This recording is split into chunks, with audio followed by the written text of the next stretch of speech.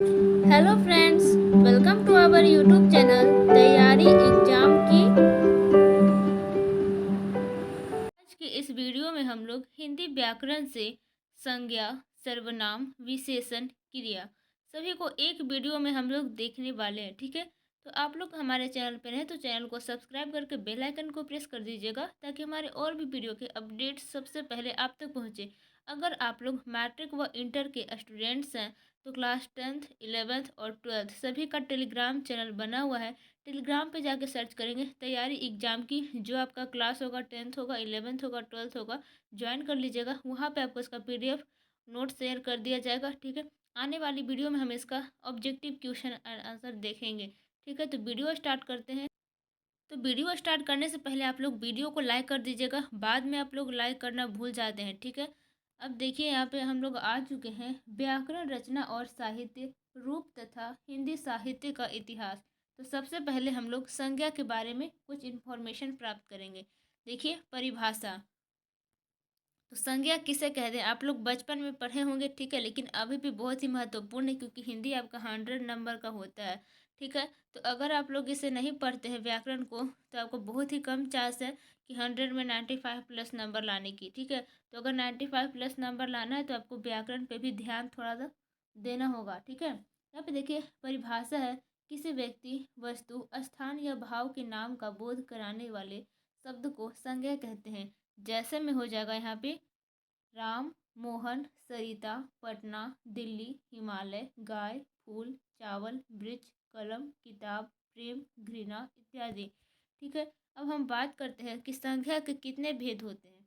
तो संज्ञा के भेद, संज्ञा के 5 भेद होते हैं। कौन कौन से होते हैं? तो पहला में है जातिवाचक, दूसरा में है व्यक्तिवाचक, तीसरा में है द्रव्यवाचक, चौथा में है यहाँ पे भाववाचक और पांचवा में है समूहवाचक संज्ञा। तो इसे आप लोग चित्र द्वारा निम्नलिखित रूप में दिखलाया जा सकता है। ठीक है, इसे आप लोग एक नज़र में याद कर सकते हैं। संज्ञा, इसके 5 भेद, जातिवाचक, व्यक्तिवाचक, द्रव्यवाचक, भाववाचक, समूहवाचक। ठीक है, तो यहाँ पे आप लोग देख सकते हैं सभी का परिभाषा दिया गया है। पहला में है जातिवाचक संज्ञा। तो किसे कहते हैं? तो जिस संज्ञा से किसी वस्तु या प्राणी की संपूर्ण जाति का बोध हो उसे जातिवाचक संज्ञा कहते हैं। जैसे में हो जाएगा मनुष्य, पहाड़, नदी, लड़का, पशु इत्यादि। दूसरा में आता है यहाँ पे व्यक्तिवाचक संज्ञा, जिस शब्द से किसी खास व्यक्ति अथवा वस्तु के नाम का बोध हो उसे व्यक्तिवाचक संज्ञा कहते हैं। जैसे में आप लोग यहाँ पे देख सकते हैं, पहला में है व्यक्तियों के नाम राम, श्याम, हरि, मोहन, सरिता, सौरभ। ठीक है, सेकेंड में है यहाँ पे दिशाओं के नाम उत्तर, दक्षिण, पूरब, पश्चिम। प्रदेशों के नाम भारत, पाकिस्तान, नेपाल, अमेरिका, चीन। ठीक है, अब देखिए तीसरा है यहाँ पे द्रव्यवाचक संज्ञा। तो किसे कहते हैं? ध्यान देंगे, जिन शब्दों से नाप तोल वाली वस्तुओं का बोध हो उसे द्रव्यवाचक संज्ञा कहा जाता है। जैसे में लोहा, सोना, चांदी, दूध, पानी, तेल इत्यादि। ठीक है, चौथा यहाँ पे भाववाचक संज्ञा, जिस संज्ञा शब्द से किसी व्यक्ति अथवा वस्तु के गुणधर्म का बोध हो उसे भाववाचक संज्ञा कहते हैं। जैसे में लंबाई, मोटापा, बुढ़ापा, मिठास, नम्रता इत्यादि। पांचवा में है यहाँ पे समूहवाचक संज्ञा, जिस संज्ञा से किसी वस्तु अथवा व्यक्ति के समूह का बोध हो उसे समूहवाचक संज्ञा कहते हैं। जैसे में वस्तुओं का समूह, चाबी का गुच्छा, केले का घोद, लता, कुंज। ठीक है, आगे है यहाँ पे व्यक्तियों का समूह, जैसे कि सभा हो गया, दल, गिरोह इत्यादि। अब देखिए, अब हम लोग सर्वनाम की बात करते हैं। तो परिभाषा, सर्वनाम किसे कहते हैं? तो ध्यान देंगे, संज्ञा के बदले प्रयुक्त होने वाले शब्द को सर्वनाम कहते हैं। सिंपल सा है, जैसे में हो जाएगा मैं, तुम, यह, वह, वे, आप इत्यादि। ठीक है, अब सर्वनाम के कितने भेद होते हैं? तो प्रयोग के अनुसार, ध्यान देंगे यहाँ पे प्रयोग के अनुसार सर्वनाम के 6 भेद होते हैं। कौन कौन से होते हैं आइए अब देखते हैं। देखिए, पुरुषवाचक, निजवाचक, निश्चयवाचक, अनिश्चयवाचक, संबंधवाचक, प्रश्नवाचक। अब ये जो पुरुषवाचक है इसे भी 3 भागों में बांटा गया है। ये आप लोग देख सकते हैं, पहला है उत्तम पुरुष, दूसरा में है मध्यम पुरुष और तीसरा में है अन्य पुरुष। तो अब हम लोग इसके बारे में डिटेल से बात करेंगे। ठीक है, तो यहाँ पे आप लोग देख सकते हैं दिया गया है यहाँ पे पहला में पुरुषवाचक सर्वनाम। ठीक है, जो शब्द पुरुष हो, स्त्री या पुरुष के नाम के बदले प्रयुक्त होते हैं उसे पुरुषवाचक सर्वनाम कहते हैं। इसके तीन भेद हैं, ध्यान देंगे। क में है उत्तम पुरुष जिसे मैं हम हो जाएगा। ख में है मध्यम पुरुष जैसे कि तू तुम आप। ग में है अन्य पुरुष जैसे कि वह वे यह ये सो कुछ कौन क्या कोई। ठीक है, अब देखिए दूसरा में आ जाता है यहाँ पे निजवाचक सर्वनाम। निजवाचक सर्वनाम आपके लिए प्रयुक्त होता है जो निम्नलिखित है, जैसे मैं आप वहीं से आया हूँ। ठीक है, मैं आप वही कार्य कर रहा हूँ, उन्होंने मुझे रहने को कहा और आप दिल्ली चले गए, यह काम तो आप ही हो गया। ठीक है, ऐसा भी एग्जाम्पल हो जाएगा। देखिए तीसरा में आता है निश्चयवाचक सर्वनाम। जिस सर्वनाम से वक्ता के पास या दूर की किसी वस्तु के निश्चय का बोध होता है उसे निश्चयवाचक सर्वनाम कहते हैं। जैसे में हो जाएगा यह हमारा जन्मसिद्ध अधिकार है। ठीक है, वह हो जाएगा वह किसी काम का आदमी नहीं है। यहाँ पे 4 में आता है अनिश्चयवाचक सर्वनाम। जिस सर्वनाम से किसी निश्चित वस्तु का बोध न होकर अनिश्चित वस्तु का बोध हो उसे अनिश्चयवाचक सर्वनाम कहते हैं। जैसे कोई, तो कृपया यहाँ से चले जाइए, ऐसा न हो कि कोई देख ले। ठीक है, तो यहाँ पे देखिए 5वां में आता है संबंधवाचक सर्वनाम। जिस सर्वनाम से वाक्य में किसी दूसरे सर्वनाम से संबंध स्थापित किया जाए उसे संबंधवाचक सर्वनाम कहते हैं। जैसे में हो जाएगा जो, वह कौन है जो वहाँ भाषण दे रहा है।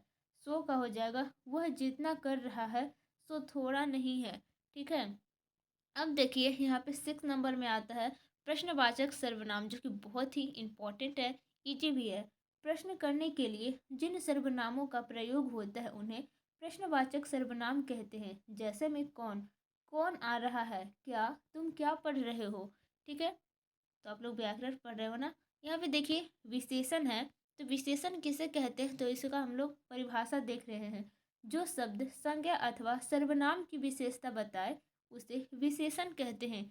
जैसे कि आप लोग देख सकते हैं काली गाय चरती है, वे काली गाय का विशेषण है। जो काली है यहाँ पे वो गाय का विशेषण है। ठीक है, अब देखिए विशेषण के कुल कितने भेद होते हैं, तो आपका जवाब आना चाहिए 6 भेद। एग्जाम में आपको पूछ सकता है कि विशेषण के कितने भेद होते हैं, 6, 5, 3, 4, ऐसा आपको ऑब्जेक्टिव में पूछ देगा तो 6 सही हो जाएगा। ठीक है, तो अब देखिए पहला में है गुणवाचक विशेषण, चतुर, सच्चा।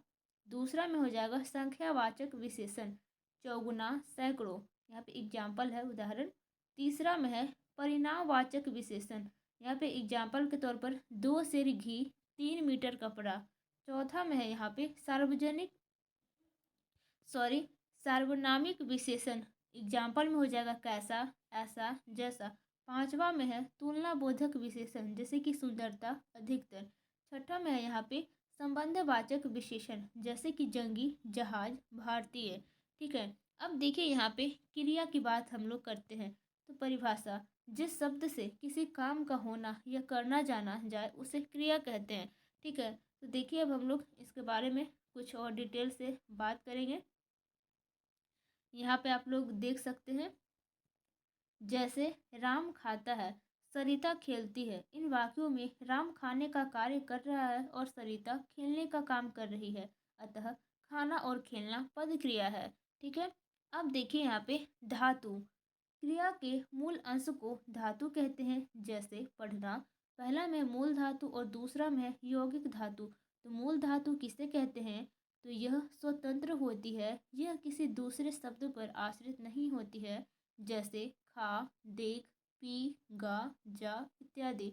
दूसरा में यहाँ पे यौगिक धातु, वह धातु जो किसी प्रत्यय के योग से बनती है। जैसे में आप लोग देख सकते हैं खाना, खिला, पढ़ना, पढ़ा, लिखना, लिखा।